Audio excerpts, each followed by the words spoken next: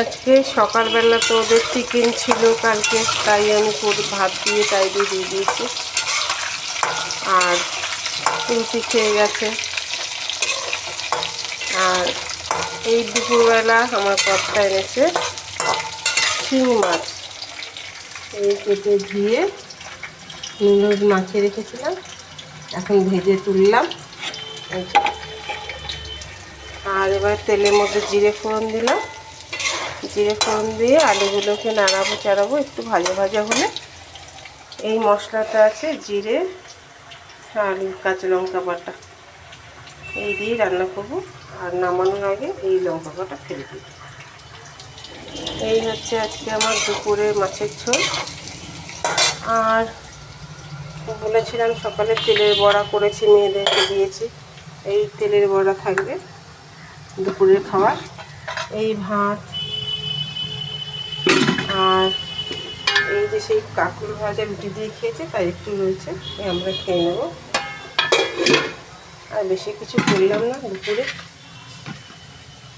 এই যে আলুগুলো ভালো ভাজা হয়ে গেছে, এবার আমি মশলাটা দিয়ে দেবো। গ্যাসটাকে কমিয়ে দিই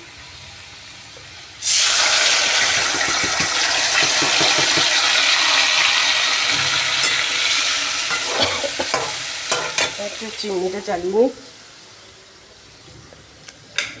রান্নাঘরটা ছোটো তো, একদমই ছোটো, তারপর আবার এইসব রান্না হলে কাজটা আছে, অনেক তেল কাজটি হয় খুব। ঘর ছোট্ট ঘরে এই যে গ্যাস, এই সাথে এটা সাথে তা, মানে একজন দাঁড়িয়ে রান্না করা যায়, একদম একজন দাঁড়িয়ে রান্না করা যায়।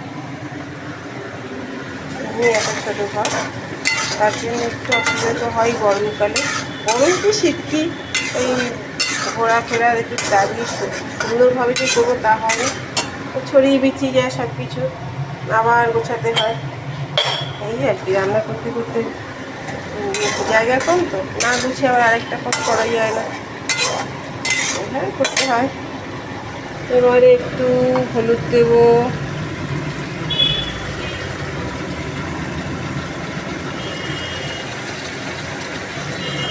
একটু নুন দেবো,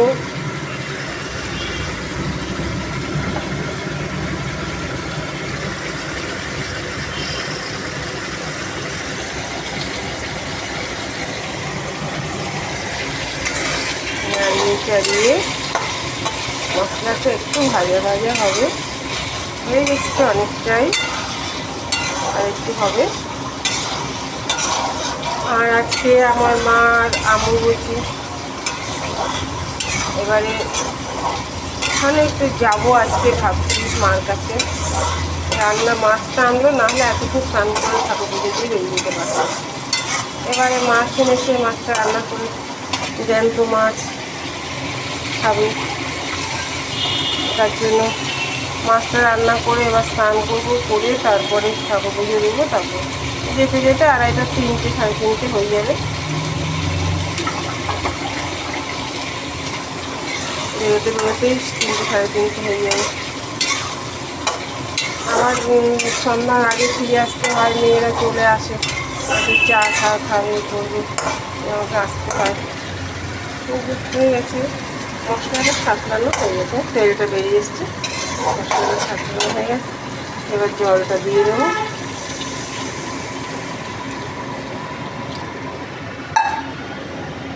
আমার অভ্যাসটা খুব খারাপ, তারাগুলোর চোটে খেয়ালই থাকে না, গরম ভাত দিয়ে ধরতে যায়।